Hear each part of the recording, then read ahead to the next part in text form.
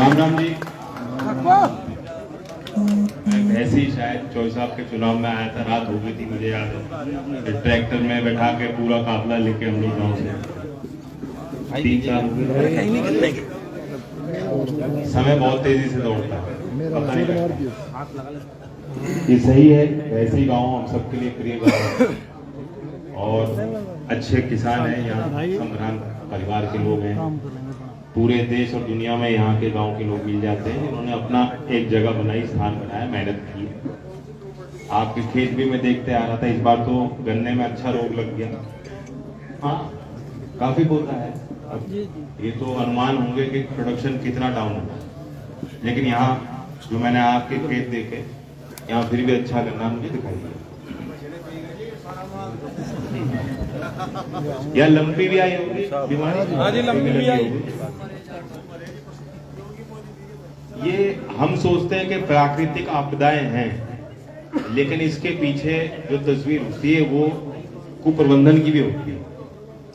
ये सरकारी व्यवस्थाएं अगर दुरुस्त हो जाएं तो सही समय पे किसान को जानकारी मिल जाए, किस बीज का प्रयोग करना है, वो प्रचारित हो जाए। लंपी तो एक बहुत बड़ा उदाहरण है, क्योंकि गुजरात की एक निजी कंपनी है जो भेड़ और बकरी के लिए लंपी का वैक्सीन बनाती है, तो बड़े पैमाने पे उसको खरीदा गया और टीकाकरण अभियान में सिर्फ उसी को इस्तेमाल किया गया। जबकि सरकारी संस्था आईसीएआर ने अगस्त में बहुत बड़ा ट्रायल किया और भैंस और गाय के लिए लंपी डिजीज के लिए एक वैक्सीन उन्होंने विकसित किया। भारत सरकार की व्यवस्था इतनी कमजोर है कि अगर आपातकालीन स्थिति को देखते हुए उसको अनुमति मिल जाती है, जो गाय के लिए वैक्सीन बनी है, तो उस वैक्सीन का कवरेज 90% एंड अबव है, जबकि भेड़ और बकरी का कवरेज 60 या 70% तक सीमित है। तो इसलिए भी ये बीमारी फैली है। और ये कारण ये भी है जो आप कह रहे हो कि आवारा पशु की समस्या, उस कारण से भी जब इस तरह की आपदा फैली पशु में तो उसका नियंत्रण नहीं कर पाए। योगी जी ने तो कह दिया हमने ग्रीन बफर जोन बनाया है, अब कौन रोक देगा गाय से? गाय क्या जिला देख रही है कि फलाने जिले में जाना नहीं?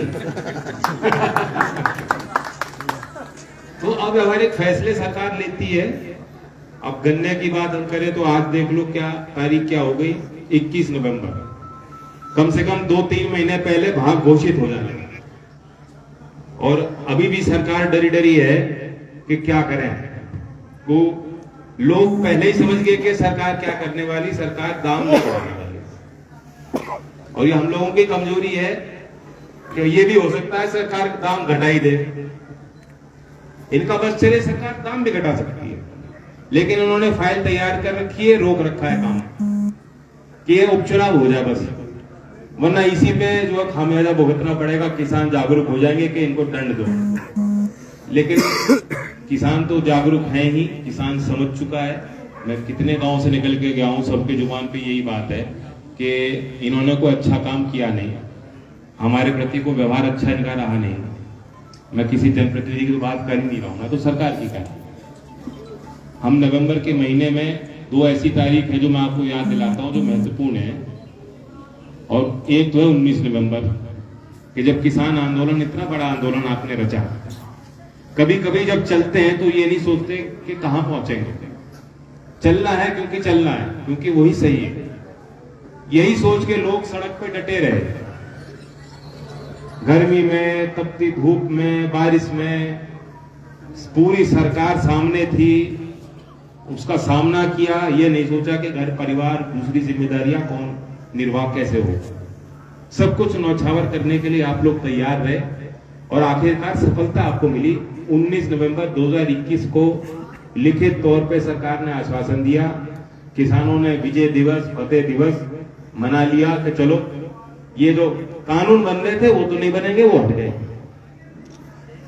दूसरी चीजें थी उनको अब कोई याद नहीं कर रहा, उसके लिए भी दोबारा संगठन खड़े करने पड़ेंगे, दोबारा प्रयास हम लोग करना पड़ेगा। दूसरी तारीख 8 नवंबर की है। 8 नवंबर में अब सरकार में इसको दोहरा रहा हूं क्योंकि अब उसको 6 साल हो गए। पहले 1 साल तो सरकार उसे जश्न मनाती थी कि हमने काला धन समाप्त कर दिया, आतंकवाद को खत्म कर दिया, जो नकली नोट का इस्तेमाल हो रहा था, प्रयोग हो रहा था, खत्म हो गया और नकदी खत्म हो गई, डिजिटल इंडिया आ गया। तरह तरह की बात सरकार के दावे थे। अब 6 साल बीत गए हैं, अभी जो 8 नवंबर बीती है 6 साल बाद, मैं नहीं समझता कि किसी मीडिया ने चर्चा भी की होगी कि आज की तारीख में क्या हुआ, क्योंकि मालूम है कि लोगों को याद नहीं दिलाना, किसी तरह भूल जाए लोग, ये हमारा ही करा धरा है। लेकिन आज सुप्रीम कोर्ट में इसकी हियरिंग चल रही है और सरकार वहां एफिडेविट दे रही है, कह रही है कि हमने आरबीआई से पूरी रिपोर्ट मांगी थी और आरबीआई के कहने पर आरबीआई से मशवरा करके ही हमने फैसला लिया। ये सबको मालूम है कि किसी से पूछ के फैसला नहीं लिया और इसलिए अव्यावहारिक फैसला। सेना के साथ भी यही किया। आज इस देश का नौजवान 2 राह पे इन्होंने खड़ा कर दिया है। 2 रास्ते हैं नौजवान के लिए, सबके लिए।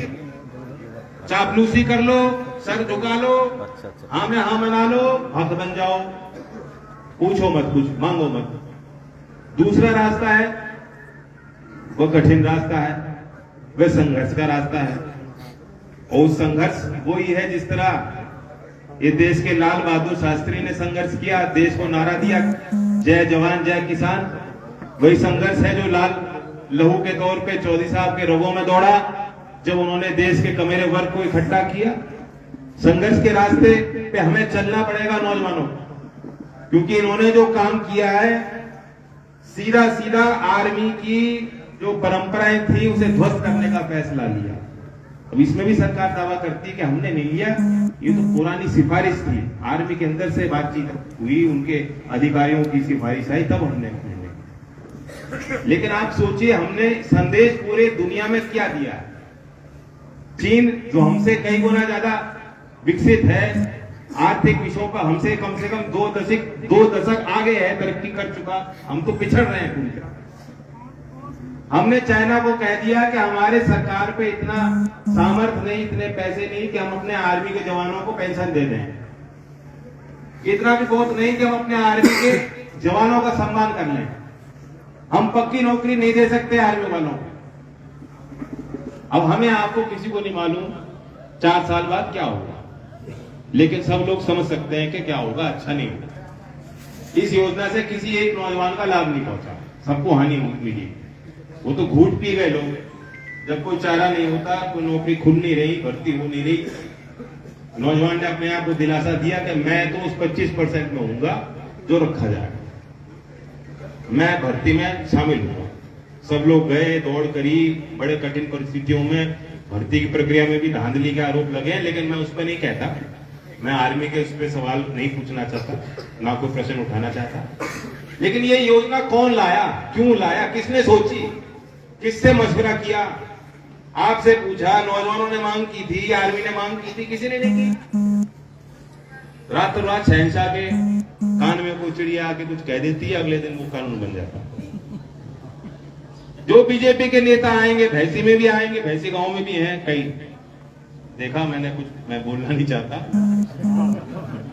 उनसे ये पूछ लो भाई, अच्छी बात है, तुम ये बताओ कि जब किसान डटे थे वहां, किसान गलत थे या सरकार गलत थी? तुम ही कह रहे थे कि आतंकवादी हैं, तुम ही कह रहे थे किसान है ही नहीं, ये कानून तुम्हारे लिए अच्छे हैं, अब तो कानून हट गए, मोदी जी ने खुद माफी मांगी। तुम पहले हमें ये बताओ कि तुम सही थे, हम सही थे। इस बात का जवाब नहीं देंगे, क्योंकि ईगो हर्ट होती है। सर झुकाने में, माफी मांगने में बहुत कुछ आदमी जो है, खुददार कहो या एरोगेंस कहो, अहंकार कहो, फाइन लाइन होती है। मैं तो अहंकार मानता हूं, समाज के आगे झुकने में कोई कमजोर नहीं होती। और मैं लगातार इस बात को कहता था, भैंसवाल की पंचायत मुझे याद है, सब लोग थे, मैंने यही कहा कि लाख बार झुकेंगे प्रधानमंत्री, आपको झुकने की जरूरत नहीं, को आप सही हो, आप गलत नहीं कह रहे, सही कह रहे हो, लड़ाई लड़ रहे हो, औरों की लड़ रहे हो, अपनी लड़ रहे हो, अस्तित्व की लड़ाई है, वह झुकेंगे तो वह झुकेंगे। उसी तरह मैं आज आपको कह रहा हूं कि इस चुनाव से कोई सरकार नहीं बदलनी, लेकिन हौसला बढ़ेगा, और हौसला ही सब कुछ होता है। हौसला कमजोर होता तो किसान आंदोलन कोई नहीं रख सकता था देश में।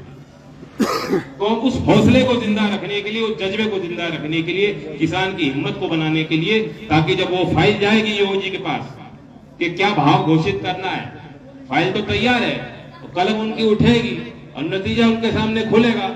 हो सकता है उनके हाथ कांपने लगे, साइन करते करते कि ये ऑर्डर नहीं हो, दाम बढ़ना चाहिए, लागत बढ़ गई।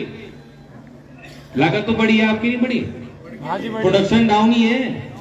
किसी भी चीज का डिमांड सप्लाई अगर फ्री हो, प्रोडक्शन डाउन होती है तो भाव बढ़ना चाहिए नहीं बढ़ना चाहिए। इसकी आवश्यकता ज्यादा है आज मिल को, आपकी आवश्यकता मिल को ज्यादा पड़ेगी। जिस तरह का प्रोडक्शन मैं देख रहा हूं, रिकवरी भी डाउन आ गई, लेकिन पूरा नियंत्रण हम चीनी पे रखना चाहते हैं। हमें इसकी चिंता नहीं किसान को भाव मिले ना मिले, तो उपभोक्ता को बहाना बनाकर उद्योगपति को लाभ देने के लिए ये योजना बनाते हैं। अभी तक भाव घोषित नहीं हुआ, किसको इससे फायदा मिलेगा? कोई किसी व्यापार में, किसी काम में कोई मजदूरी भी करेगा, वो पहले पूछेगा मेरी मजदूरी कितनी बनती है। और आप अकेला किसान, लौता किसान इस देश का है जो गन्ना भी दे दोगे, 20 दिन से मिल भी चल रही है, पेमेंट कब होगा कोई पूछ भी नहीं रहा, कितना होगा कोई मालूम नहीं। आप हिसाब भी नहीं लगा सकते, बैठ के क्या हिसाब बनेगा, घर के खर्चे कैसे निकालोगे? तो इसलिए मैं कहता हूं हमारे लिए छोटी लड़ाई नहीं, हमारे लिए आपकी एक एक वोट कीमती है, हमारे लिए आपका भाईचारा कीमती है, वह हमारी पूंजी है, आपका विश्वास हमारे लिए पूंजी है। चौधरी चरण सिंह जी की विचारधारा हमारी हमारी ताकत है। उस ताकत को 5 तारीख को बढ़ाने का काम आप लोग कर सकते हो, सिर्फ मतदान करके। और यही मैं आपको धन्यवाद। जय